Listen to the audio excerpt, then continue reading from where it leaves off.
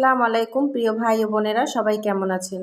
আশা করছি দেশ ও দেশের বাইরে, কাছে কিংবা দূরে, যে যেখান থেকে আজকের ভিডিওটা দেখছেন বা দেখবেন, সবাই ভালো আছেন। আল্লাহর অশেষ রহমতে আমিও কিন্তু বেশ ভালো আছি।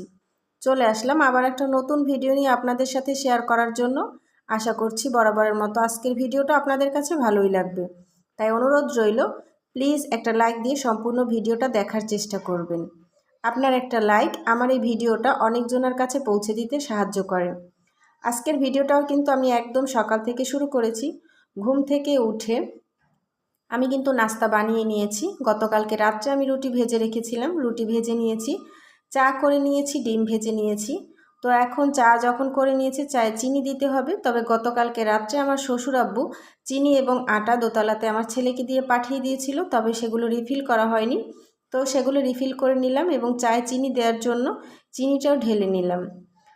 এই তো আজকের সকালের নাস্তা ছিল এগুলো। তো এরপর কিন্তু আমি নাস্তা করতে বসেও গিয়েছি। মা মেয়ে মিলে সকালে নাস্তা করে নিলাম। এরপর দুই ছেলেকে তুলে ঘুম থেকে তারপর ওদেরকে খাইয়ে দিব। আপনারা অনেকেই আমার ভিডিও দেখেন, তবে একটা লাইক দিতে ভুলে যান, শুধু কমেন্ট করে যান। এভাবে আমার সাথে করবেন না প্লিজ, আপনাদের কাছে অনুরোধ রইল। একটা লাইক দিতে কষ্ট লাগে না, তবে একটা কমেন্ট করতে কিন্তু অনেকখানি সময় এবং কষ্ট হয়। আমি কিন্তু যাদের যাদের ভিডিও দেখি আগে লাইক দেই, তারপর কমেন্ট করি। আবার হয়তো এমনও হতে পারে যে আমি অনেকের ভিডিও দেখি, লাইক দেই, কিন্তু কমেন্ট করি না। তবু একটা লাইক দিয়ে দিই। একটা লাইক প্রত্যেকের জন্য ভীষণই দরকার। সেজন্য সবার কাছে অনুরোধ করে রাখছি, একটা লাইক দিতে যদি কেউ ভুলে গিয়ে থাকেন তাহলে প্লিজ একটা লাইক দিয়ে দিবেন। আমরা সবাই তো জানি যে একটা লাইক কতটা গুরুত্বপূর্ণ একটা ভিডিওর জন্য। তো আমরা যদি একে অপরকে সাহায্য না করি, একটা লাইক দিয়ে আর কি এগিয়ে যেতে সাহায্য না করি, তাহলে কিন্তু কখনোই এগোনো সম্ভব নয়। আমরা একে অন্যকে সবসময় সাহায্য করব, তাহলেই কিন্তু আমাদের প্রত্যেকের স্বপ্ন পূরণে সাহায্য হবে। আমি আপনার ভিডিওতে লাইক দিব, আপনি আমার ভিডিওতে লাইক দিবেন। আমি আপনার চ্যানেলের ভিডিও দেখে ফলোয়ার্স করে দিব, আপনি আমার চ্যানেলের ভিডিও দেখে ফলোয়ার্স করে দিবেন। এতেই কিন্তু এগিয়ে যাওয়া সম্ভব। আবার দেখা গেছে আপনি আমার ভিডিওতে এসে শুধু একটুখানি ভিডিও দেখে চলে গেলেন, এতে করে কিন্তু আপনার এবং আমার দুজনার চ্যানেলেরই ক্ষতি হবে। তাই অনুরোধ রইল, কেউ জেনে শুনে ইচ্ছা করে নিজের এবং অন্যের চ্যানেলের ক্ষতি করবেন না। কথা বলতে বলতে অনেকগুলো কাজ কিন্তু করে ফেলেছি। প্রত্যেকটা রুম গুছিয়ে নিয়েছি, সাথে আপনাদের সাথে শেয়ারও করে নিয়েছি। এই রুমে এসে দেখি এই বিছানার চাদরটা বেশ ভালোই ময়লা হয়েছে, তাই তুলে নিলাম চাদরটা। এখন গুঁড়ি দিয়ে ভিজিয়ে রাখবো, তো একটু পরে ধুয়ে নিব। এই যে দেখুন আমার ছেলে কি সুন্দর কেলে দিয়ে অনেক কিছু বানিয়েছে, তো সেটাও একটু আপনাদের সাথে শেয়ার করে নিলাম। আমার ছেলে বলেছিল যে মা, এটাও তুমি শেয়ার করো তোমার ভিডিওতে। তো বলবেন কিন্তু আমার ছেলের বানানো খেলনাগুলো কেমন হয়েছে।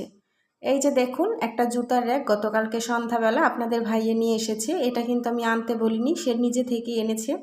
এটা আমার অনেক দিন যাবৎ ভীষণই প্রয়োজন ছিল, তবে সে কি মনে করে এনেছে আমি জানি না। তবে যাই হোক, আমার কিন্তু ভালোই হয়েছে।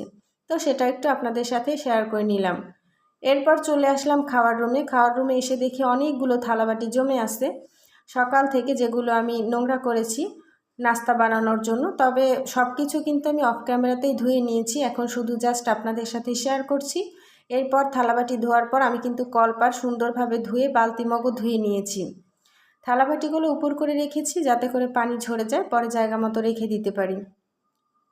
এরপর পুরো খাওয়ার ঘরটা আপনাদের সাথে শেয়ার করলাম। এই তো দেখুন আমি ঝেড়ে মুছে সব কিছু ধুয়ে বেসিন টেসিন সব পরিষ্কার করে নিয়েছি। এখন কিন্তু আমার বেশ ভালো লাগছে।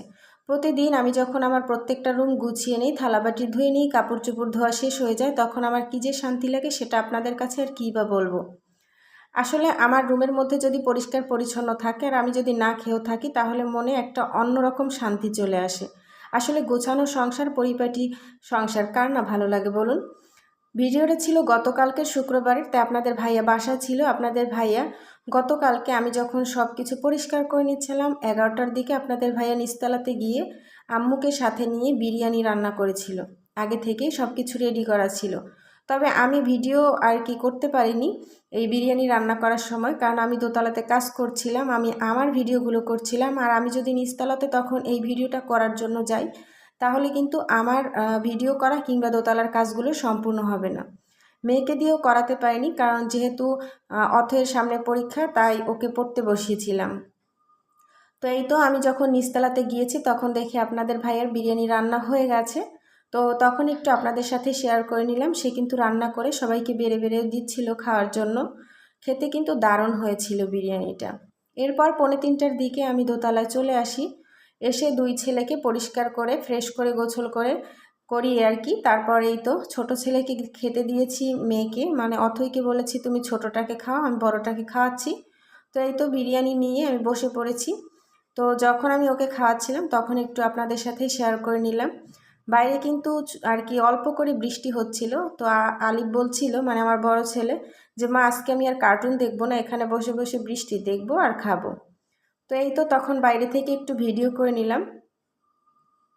ওই যে দূরে দেখা যাচ্ছে গরুগুলো, আমার কিন্তু তখন ভীষণই ভয় লাগছিল যে হঠাৎ করে যদি বাস টাস পড়ে তাহলে কিন্তু গরুগুলোর অনেক সমস্যা হবে বা ক্ষতি হবে। তবুও মানুষ কেন যেন এই বৃষ্টির মধ্যে গরুগুলো বেঁধে রেখেছে আল্লাহই জানে।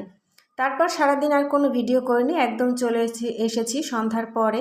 আপনাদের ভাইয়া বিকেলবেলা ডিম আনতে গিয়েছিল তার স্কুলের দপ্তরের কাছ থেকে। তো সেখান থেকে ডিম আনার সময় কতগুলো মিষ্টি আলু নিয়ে এসেছে। তবে সেগুলো বাসায় নিয়ে আর আসেনি বিকেলবেলা, সেগুলো নিয়ে সে দোকানে গিয়েছিল। দোকান থেকে যখন রাতে বাসায় ফিরেছে তখনই কিন্তু এগুলো নিয়ে এসেছে। তো তারপর আমি ডিমগুলোকে ধুয়ে একটা ঝুড়িতে রেখেছি। তো সেটাও একটু আপনাদের সাথে শেয়ার করে নিলাম। সাথে আসার সময় আর কি সন্ধ্যা রাতে যখন আপনাদের ভাই এসেছে বাচ্চাদের জন্য কিছু খাবার এনেছিল। যেহেতু আরাব সোনার মুখে ব্যথা, আলিফের মুখে ব্যথা, তো ওদের দুই ভাইয়ের মুখে ব্যথার কারণে ওরা কিন্তু কোনো খাবারই খেতে পারছে না, শুধু খেতে পারছে মিষ্টি জাতীয় খাবার। বাইরের খাবার সারা বছর ওদেরকে তেমন একটা দেই না, তবে এবারে মুখে ব্যথার কারণে ওদেরকে ভালোই বাইরের খাবার খাওয়ানো হচ্ছে।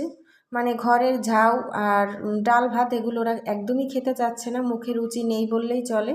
এবারের জ্বর গ্যাসে পর ওদের সেই আর কি সে এই তবে থেকেই কিন্তু ওদের মুখের রুচি একদম নষ্ট হয়ে গেছে। তো সেজন্য আপনাদের ভাইয়া কেক এনেছিল, চিপস এনেছিল, আর এগুলো কিন্তু সবই মিষ্টি খাবার, সোনপাপড়ি এনেছিল। তো সেটা একটু আপনাদের সাথে শেয়ার করে নিলাম। দুই ছেলের মুখে ব্যথা এতটাই পরিমাণে সারা মুখে ঘা হয়ে গেছে। মুখে ব্যথার মলম দেওয়া হচ্ছে, ঔষধ খাওয়ানো হচ্ছে, তবে কিছুতেই কিছু হচ্ছে না। তো এরপর ডাক্তারের কাছে পরামর্শ করে আপনাদের ভাইয়া দুই ছেলের জন্য ভিটামিন ঔষধ নিয়ে এসেছে। বলেছে যে ঔষধ দুটো খেলে ওদের মুখের রুচি একটু পাল্টাতে পারে। সাথে সিবিট এনেছিল যাতে করে মুখের ঘা কমে যায়। আর একটা ড্রিঙ্ক এনেছিল আর কি, ড্রিঙ্ক পাউডার, যেটা পানিতে গুলে খেতে। আসলে আমার দুই ছেলে একদমই পানি খেতে চায় না, তাই ওর বাবা আর কি ওদের জন্য এনেছে যে এটা পেলে হয়তো একটু পানি দিয়ে গুলে গুলে খাবে, এতে করে পানিও খাওয়া হবে। তো সেই জন্য আপনাদের সাথে একটু শেয়ার করে নিলাম, যে এনেছে যখন আপুদের সাথে শেয়ার করি। তো আজকের ভিডিও এই পর্যন্তই থাকবে, দেখা হবে নতুন কোনো ভিডিওতে। সেই পর্যন্ত সবাই ভালো থাকবেন, সুস্থ থাকবেন এবং সবাই আমাকে সাপোর্ট করে যাবেন। আসসালামু আলাইকুম, আল্লাহ হাফেজ।